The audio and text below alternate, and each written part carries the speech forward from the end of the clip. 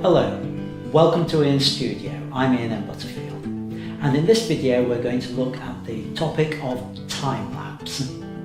We're going to talk about what equipment you need. We will look at how you calculate times and how to put those onto an intervalometer. We're going to go on site and shoot a short time-lapse of a car having its soft top or hood replaced.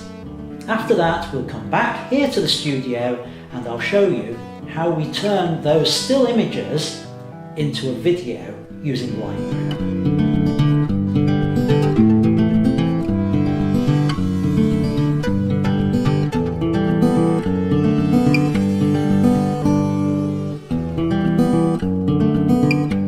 So what is time-lapse? Time-lapse is a method of condensing time. It allows you to view an event which might in reality take about 3-4 hours or even longer, perhaps even days, in just a few minutes. How do we create it? Well, it's a sequence of still images created typically on a still camera but then processed to form a video. So what form of equipment do we actually need? Well, obviously you'll need a camera, and in terms of cameras it can be any kind. It doesn't have to be a posh DSLR. It can be any camera you like, but, and this is a big but, there needs to be a method of triggering the camera every so many seconds usually. Some cameras actually have that built into them, and there's an option on it on your camera which will allow you to take an image every few seconds. There are a few point and shoots that do that. For a DSLR you will probably need one of these, an intervalometer. Now I'll talk a little bit more about intervalometers in a while. That will enable you to trigger your camera every few seconds. If you haven't got either of those, how are you going to do it? Well, stopwatch and finger. It's a bit laborious to do it like that, especially if the item you're trying to capture is taking place over multiple hours. Being there, doing that every 10 seconds or so is very, very boring. But it works.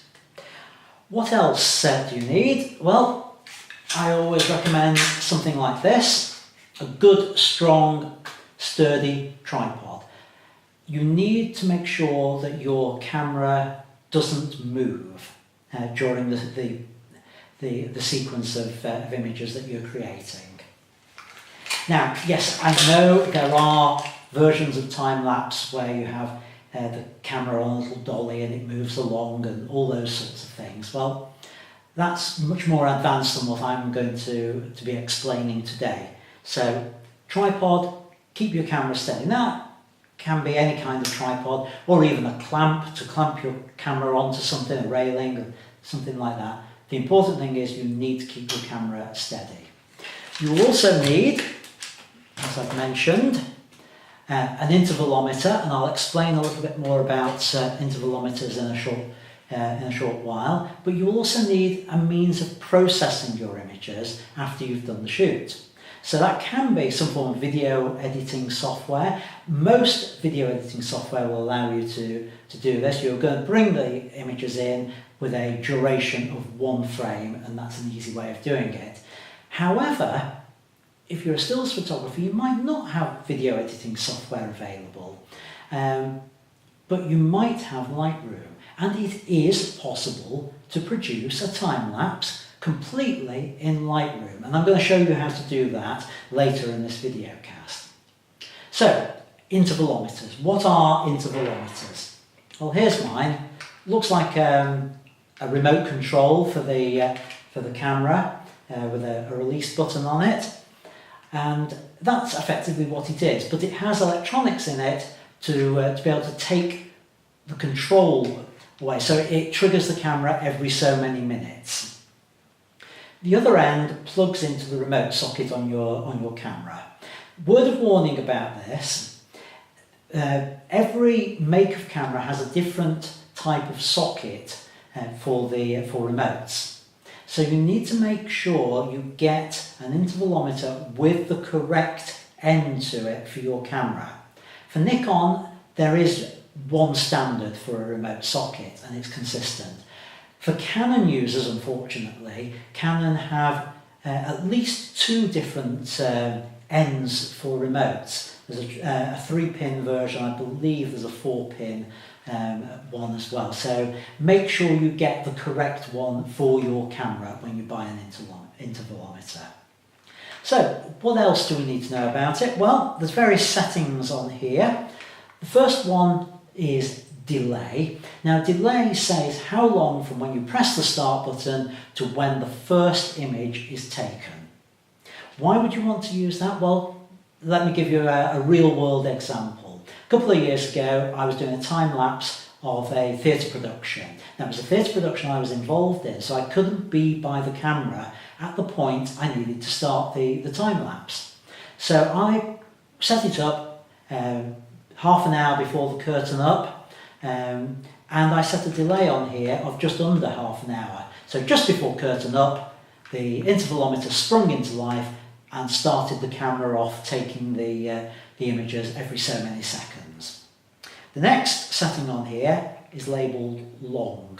Now what's long? Now there is a way of using an intervalometer for bulb, really long exposure. So if you're doing star trails and you want an exposure of 30 minutes, instead of having to time it and press the button and then release the bulb setting, release the button at 30 minutes, you can use an intervalometer and say, right, open the shutter, 30 minutes later, close the shutter. For time-lapse at the level that I'm showing today, you won't need to use that, so just ignore it, set it to 0. Then next is interval. That is the setting that we are most concerned with, and that says the amount of time between taking shots. So we need to calculate that, and that's the thing that confuses people when they start off doing time-lapse. And I'll explain in a moment how we calculate the interval, but we program it into the time-lapse under there. Right, finally there's two more settings. N says the number of shots you're going to take. From my opinion is always set that to the maximum number that your intervalometer will handle.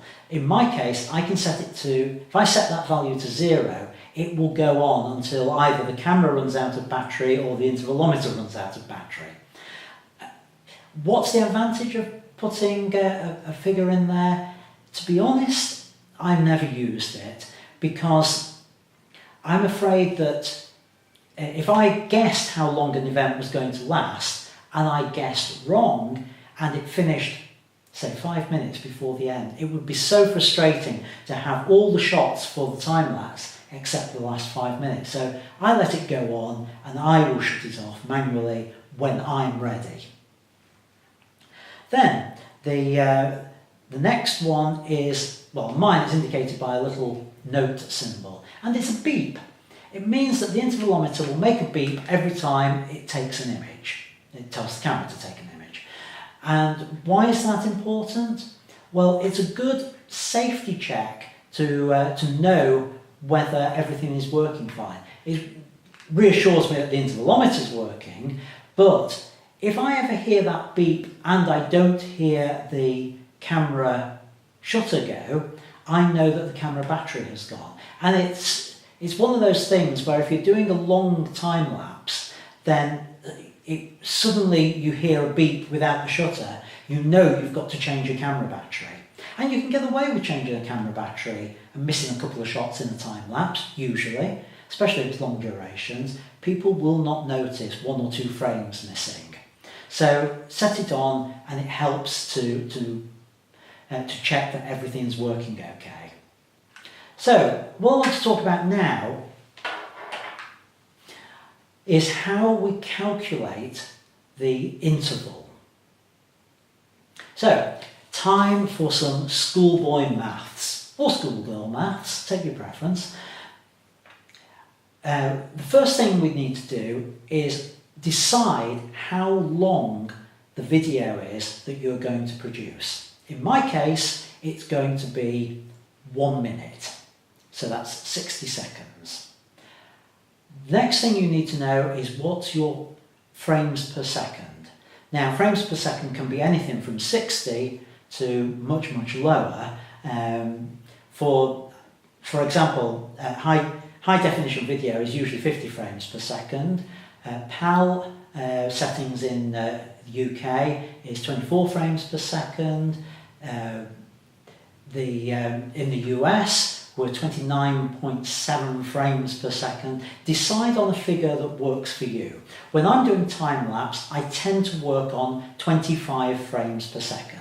So I've got 1 minute, 60 seconds, 25 frames per second. That is 1,500 frames I need in the finished time-lapse. Next, I turn my attention to the event. How long is the event that I'm capturing? Well, I'm about to go out and do a time-lapse of a car's soft top being changed. The engineer has told me it will take about 3 hours. So 3 hours is what? 180 minutes? That's 10,800 seconds. So 10,800 seconds divided by 1,500, the number of frames I need, comes out at 7.2. 7.2 is the interval between shots, ideally. Haven't got fractions of a second, so I'm going to set my interval to be 7 seconds. And that's the way you calculate it. Hope you followed that. So a few other things to remember. We've already talked about camera battery and how that could potentially run out, so make sure you've got spare batteries. Have a think about memory cards. When you know how many frames you're going to be recording, can you actually get them all on your memory card? Well, for me, 1,500 might be a bit of a push to get that on my memory card if they were all RAW files. Not a problem if they were JPEGs. So I need to take a decision. Am I going to shoot RAW? Am I going to shoot JPEG? Well, actually, I invariably shoot JPEG when I'm doing time-lapse. Why? Well, to be honest, I really don't want to be processing 1,500 RAW files, and nor do I want the amount of space it's going to take up. Because each image is only on screen for a fraction of a second, I can get away with JPEGs. If I do need to make some minor tweaks to them, yes, I can do that in Lightroom, but I don't need the full capability of RAW files for this.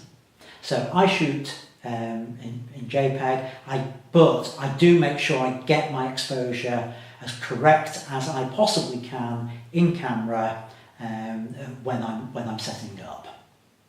What else? Make sure your memory card's big enough. Make sure you've got you've got spare batteries. Make sure you know whether you're going to shoot in RAW or JPEG. Once you've got all that sorted, you've gathered all the equipment we've talked about, then you can go out and start creating your time lapse. I'm off now to create this time lapse of the car's soft top being changed. When that's all done, I'll be back here in the studio and I'll show you how I do the editing part of it in Lightroom. So catch you later. Right, I'm now on location, having to do this handheld as I've only got one tripod with me here today.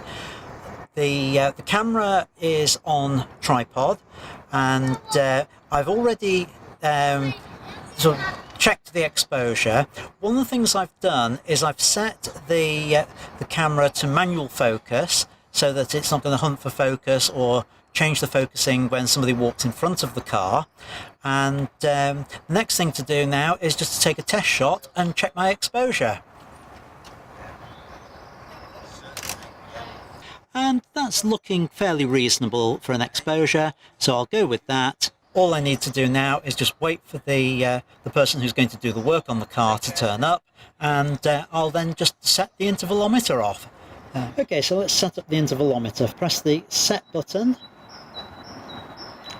and that flashes first of all on the delay. Well, we want the delay to be 0, so I'm just going to use the arrow keys to step through until I get interval showing. Just there. And as you can see, it's already set to 7 seconds on here from a previous shoot. So I'll accept that, keep stepping through. The other setting I always check is the beep sound. Now I don't know whether you can see this on the video, but right at the bottom there's a little symbol saying whether it's going to beep or not. I always leave that set. I just find it reassuring to know that the camera or the intervalometer is working, and it's a useful reassurance. So with that, I'll come out of set mode. We're just about ready to start the time lapse, so I'll press the stop start button, which is top right of the controls, and you should see it start to count down. 3, 2, 1, and click. Great. And that will carry on going now for about the next 3 hours until the work's done, and then I'll come back to it and switch it all off.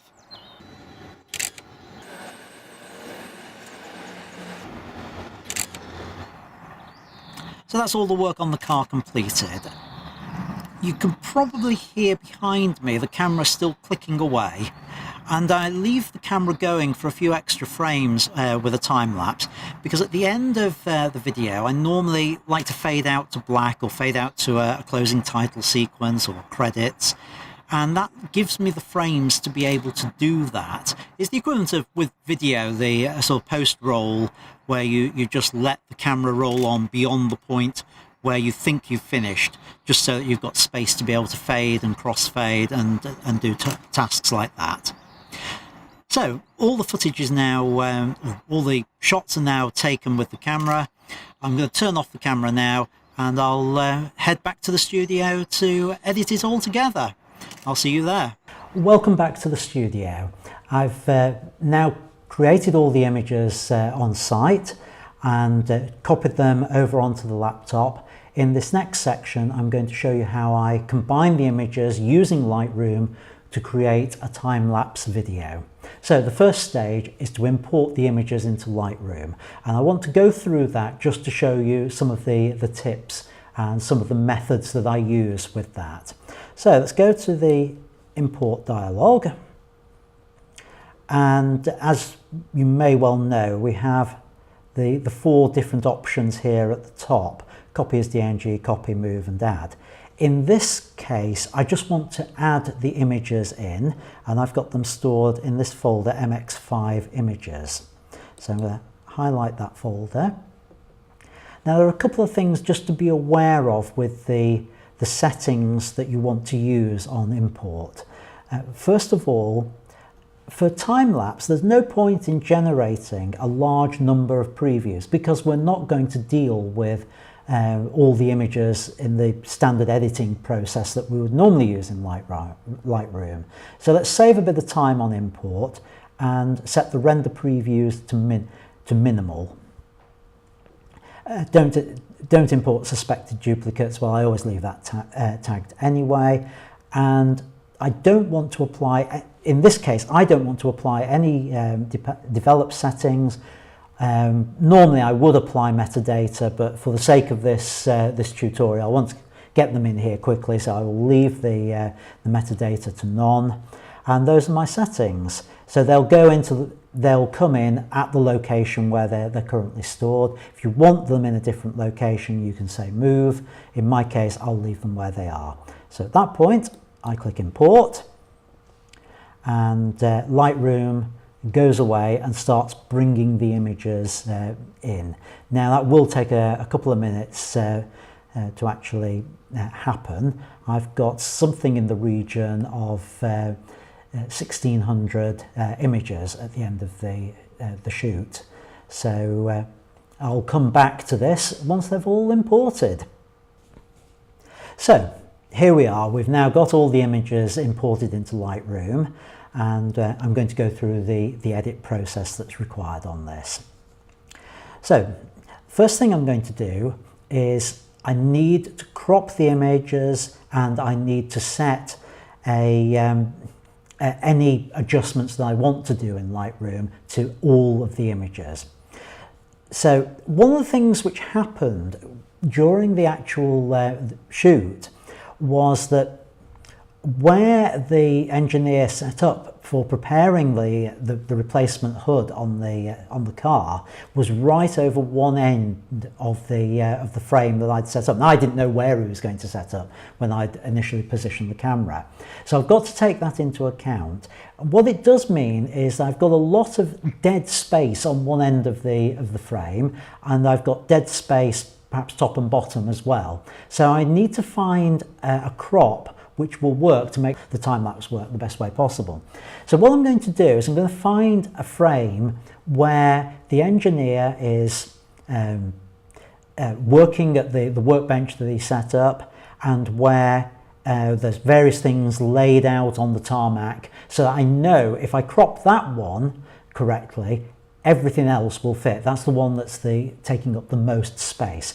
So if I scroll down to probably about here, and let's have a look, see what we can find. Yeah, I think something where he's on. Yeah, we can see here on this particular one, if I go into develop mode with that frame, when Lightroom catches up with me, and there we go, you can see here on this image that all the left hand side where the garage is, that's dead space, so we don't need that in the final video. The trestle's right over this side, and occasionally the engineer was standing right on the edge of the frame, so I don't want to crop anything there. I can lose some of the space at the bottom, but you can see here where part of the hood is placed on the tarmac. I don't want to go any further up than that. And if you can imagine him standing up and standing near the van, I don't really want to crop any lower than the window line up at the top there. So the first job with this one frame is to crop the image. I'm going to go into crop mode, which is R. And I'm going to select a ratio of 16:9. That's the normal ratio that you would use for widescreen, high definition television. So I select that, and it's already cropped in part way. So let's see what we can bring in. We can bring in on this side, just below the section of the hood there. I've still got some space at the top, so I can afford to bring that in a little bit more there, so it's just in front of the number plate on the car. And I think that's going to be round about the crop that I want for the final video. So come out of crop mode, again press R. Yep, I like that as framing. Now I want to do some adjustments to the image as well. The sky is very slightly blown out. If I show there, a little bit on the van as well. So what I'm going to do is I'm just going to bring the whites down very slightly on that. I'm not actually too worried about the whites and the sky, but I will bring them down just slightly. What I would like to do is just open up the shadows a little bit. We've got an engineer wearing some darks. My car is very dark, so I'm just going to open the shadows up to about plus 40, something in that sort of region, about there, and that allows us to start seeing detail on his clothing and on the car. I'm also a big fan of clarity in Lightroom, so I'm going to just push up the clarity slider to about 10 or 20 on this one. So let's take that up. 12 will do, and that just adds a little bit of punch to the image. So those are my settings. I've done all those on one single frame. What I now need to do is to propagate those settings to all the frames within the time lapse. So Control A selects all the images, and then I'll take it out of auto sync. I'm in sync mode here. Press the sync button, and if I say check none, and what I need to do with it is just the settings that I've played with. So I played with clarity, I played with the white clipping, and I played with the shadows, and I did the crop. So I'm going to apply those settings to all the images across the time lapse. I say synchronize on there, and you can see it's pasting the settings here up at the top. So here we are now in the slideshow module, and it's the slideshow module which allows us to create a video from all these individual frames. So what we want to use one of the existing templates, and then we need to modify it. So I'm going to go with the widescreen template, and that fills the frame with the image. Now, widescreen already has an aspect ratio of 16:9, which is what we cropped the images for.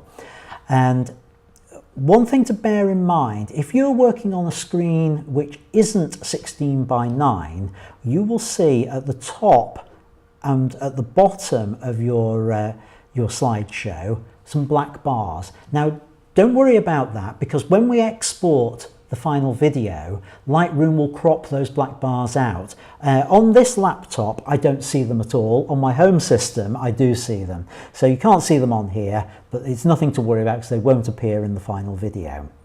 So we've got all the files in there.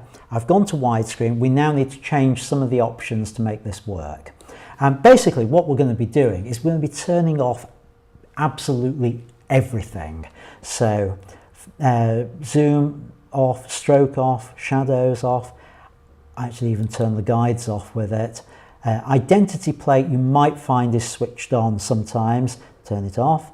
I'll turn off the text overlays, make sure nothing appears on top of the image. Scrolling down, no intro screen. I don't want an ending screen. If I want to do anything like that, I can do that myself later. Playback audio, you've got the option to add audio in. I never do, and to be honest with you, I have a feeling it doesn't actually output it to the video at the end. The reason I don't is I prefer to add that in myself later on in a video editing program. So I'm going to leave it off on mine. You can have a play with that yourself if you wish.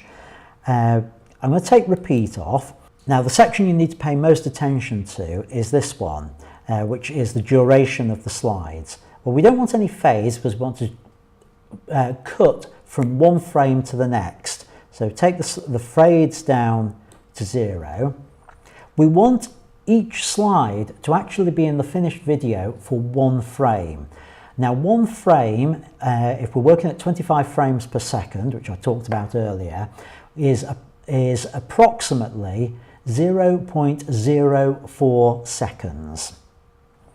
What you will notice is the shortest duration that Lightroom will allow you to put in is 1 second. Now don't panic, because we can work around that. Set it to 1 second if you wish. What I tend to do at this stage is I tend to set it to 12.3. Why 12.3? Because I'm going to have to edit a file, and it makes it so much easier to find the setting that I need to change. So I've set it to that. I'm not going to generate anything at all at the moment. What I am going to do is I'm going to create a template with that.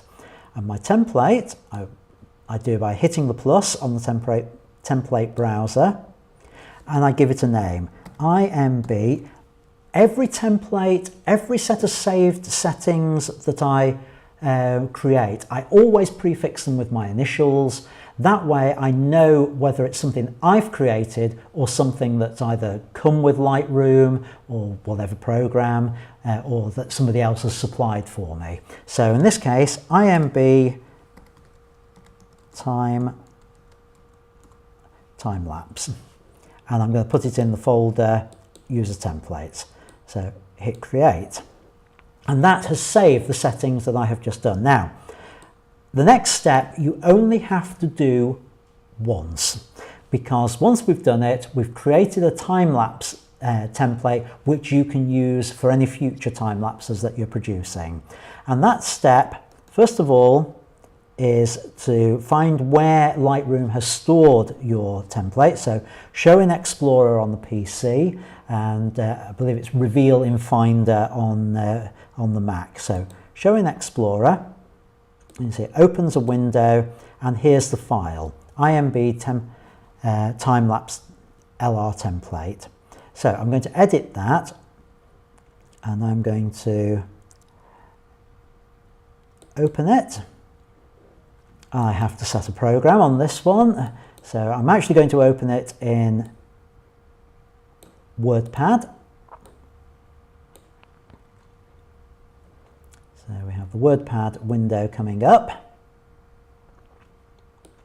Now, this is where why I set the value to be 12.3. I need to know which of these settings I have to change.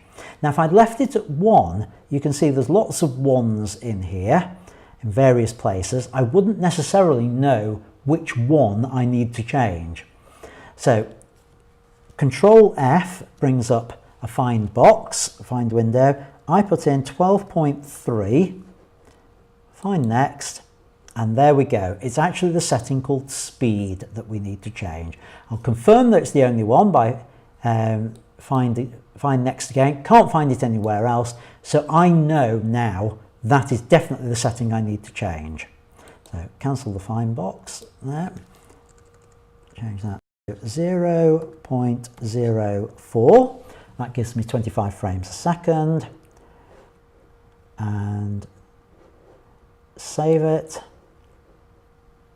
exit, close that window. Now, for that to be available in Lightroom, I need to stop and restart Lightroom. So close Lightroom down. So restarting Lightroom, it comes back in. It will take us straight into the slideshow module. And a quick check now, we're just about ready to export the final video. We want all film strip photos down here selected. Export video. Now, the settings we've got here is we can export it as an MP4 or as an MP4. We don't really have that much choice in Lightroom. And the size, we can do a number of choices on size. It will be 9:16 aspect ratio. I'm actually going to do it at 720 because of working on the laptop, and I've got the screen recording software running as well.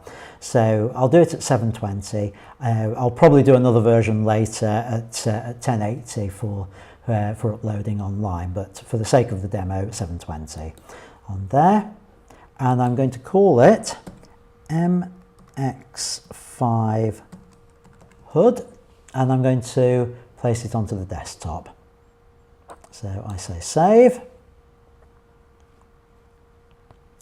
and Lightroom will start to export the slideshow as a video. Now, this will take a long time. It can take potentially an hour or so, depending on the speed of your computer. Now, I'm not going to leave the video running for that entire time. I'll come back when it's finished.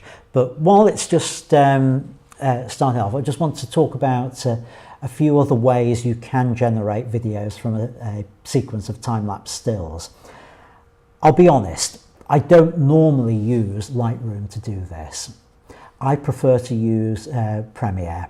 I've got a lot more control over the final image that I create and the final sequence that I create. It is possible to do zooms with Lightroom, but not with Lightroom by itself. You need a plugin such as LR Time-lapse. That's a paid for extra. I already have Premiere, and I can do zooms in on the image by generating the time-lapse that way, which is great for something like this particular video, because when the engineer is working on the trestle, I can actually gradually pan over to him and zoom in as part of the time lapse, and then zoom out again when he moves back over to the car to fit the hood. And the next video, the next the next videocast I'm going to upload online, I'll actually show you a version I did in Premiere where I've got that zoom already in there.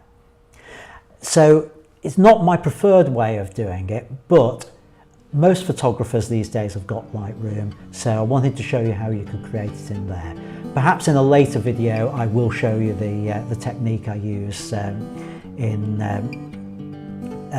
Premiere, so stay tuned for that.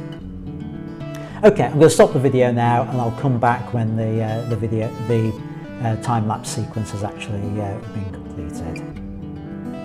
Right, so here we are, where the video's been completed, and you can see it's been dropped onto the desktop. So all that remains for me to do now is to open it up, play it, and have a look. So I'm going to finish the video cast by playing that time-lapse sequence in as generated from Lightroom. You will hear music over the top of it because I'm going to dub that on afterwards in post-production. So all that it remains for me to say now is thanks for watching this video cast, and stay tuned to this channel for more coming along in the near future. The next one will actually be a whole showcase of different time-lapse videos that I've done over the years. So thanks for watching, and bye-bye.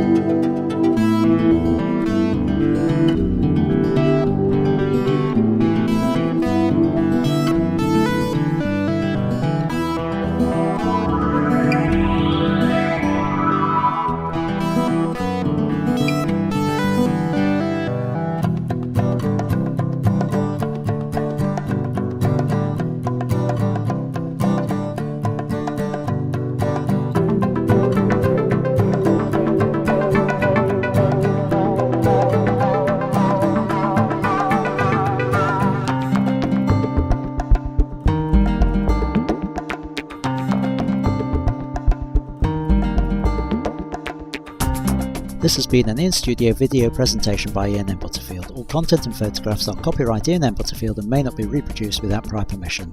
For more information, including how to subscribe to this and other videos, please visit www.ians-studio.co.uk/videos. Thank you.